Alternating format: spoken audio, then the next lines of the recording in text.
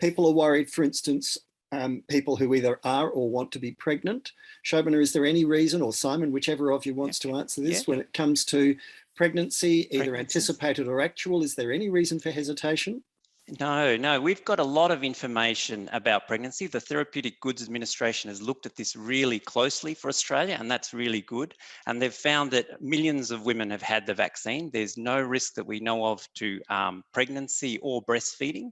The recommended vaccine is Pfizer for that, and that actually the risks to a woman from catching COVID while they're pregnant, of having a miscarriage, of having an adverse effect, are really high just from catching the virus. So the risk and benefits are very clear from overseas and from Australia, that protecting yourself with a vaccine will protect yourself and your baby during pregnancy. It's recommended at all stages of pregnancy. Did you want to add anything, Shoba?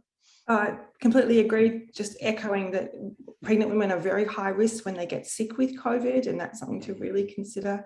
And the other thing is, and I think this has been in the media a bit, that there's no connection between any of the vaccines and infertility. I think unfortunately that myth did get out there, but there's absolutely no evidence that any of the vaccines decrease a woman's fertility. And just to add to the excellent commentary from the other panelists about safety in pregnancy, mRNA vaccines, both Pfizer and Moderna, are considered safe, and a lot of evidence to know that they're safe throughout all stages of pregnancy and breastfeeding.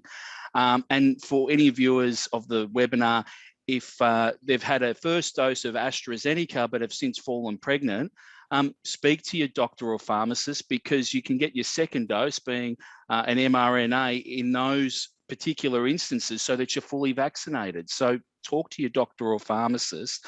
And my wife, as a shout out to all midwives out there, my wife is a midwife at Monash Medical Centre treating COVID positive expecting mothers.